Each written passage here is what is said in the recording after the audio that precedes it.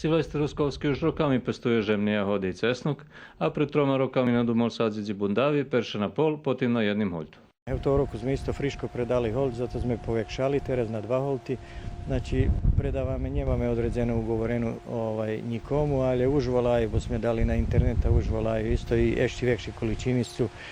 Ale čím oni väčšie količiny sú, je veľa menšia cena, takže my probujeme i toho roku predať tak, da predáme krajnjomu kupcovi vec najvecej še i zarobí. V loni magočky vynímali ručno, a toho roku pojednaný kombajn, ktorý za 100 € po hoľtu všetko zrobí za jeden deň a 2-3 raz je tunší jak na dničare.